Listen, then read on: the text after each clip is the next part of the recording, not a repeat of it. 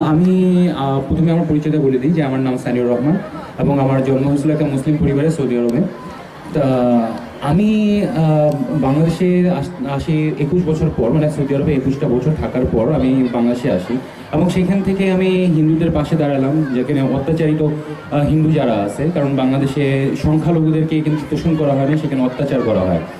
তা তাদের পাশে যখন আমি দাঁড়ালাম তখন আপনারা যারা ওই 2013 সালে যে গণজাগরণ আন্দোলনটা হয়েছিল, সেখানকার যে প্রথম 26 জনের মধ্যে যারা আন্দোলনকারী ছিল তাদের মধ্যে একজন আমি।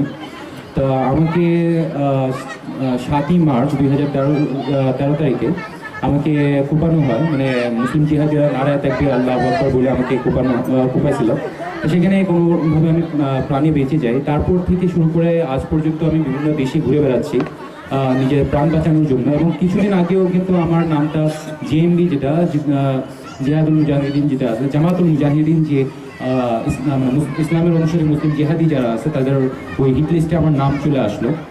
তা এইভাবে আমি আতঙ্কে ঘুরে বেড়াচ্ছি শুধুমাত্র মুসলিম জিহাদি যারা আছে তাদের জন্য। এবং কি কারণে হচ্ছে সেটা হলো আমি হিন্দু জাগরণের কাজ করতেছি। এই যে এখানে পশ্চিমবঙ্গেও যে মুসলিম তোষণকারী রাজনীতির কারণে যে হিন্দুরা অত্যাচারিত হচ্ছে, আমি তাদেরকে জাগ্রত করতে আসছি এবং আমি চাই যে তারা জাগ্রত হোক। কারণ জিহাদিদের যে জবাবটা জিহাদি হয়েই দিতে হবে, কারণ জিহাদিরা অন্য কোনো ভাষা বুঝেও না।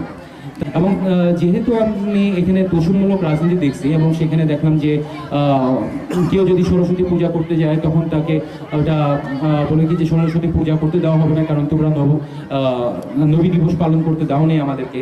এবং কেউ যদি উলবেরিয়াতে কেউ যদি মানে নিজেদের উদ্যোগে সরস্বতী পূজাটা করতে চায়, তখন দেখা যায় কি যে সরস্বতী মানে আমাদের মা সরস্বতী সে নিজেই অ্যারেস্ট হয়ে যাচ্ছে, পুলিশ এই মূর্তিটাকে নিয়ে যাচ্ছে। তো এই ধরনের যদি পরিস্থিতি যদি চলতেই থাকে, তাহলে আমি বলবো কি যে এই ভারতবর্ষে, এই পুরো হিন্দুস্তানে হিন্দুরাই সংখ্যালঘু হয়ে যাবে। সেটা যেন না হয়।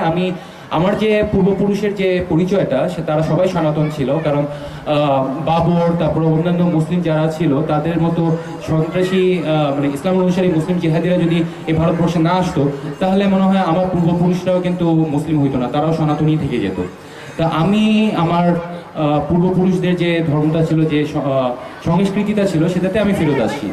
তা আমি চাই যে আমি যেহেতু ফেরত আসছি, আমি আমার পূর্বপুরুষের যে ধর্মটা, যে সংস্কৃতিটা, সেটাকে রক্ষা করার জন্যই কিন্তু আমি আমার আন্দোলনটা চালাচ্ছি এবং চালিয়ে যাব।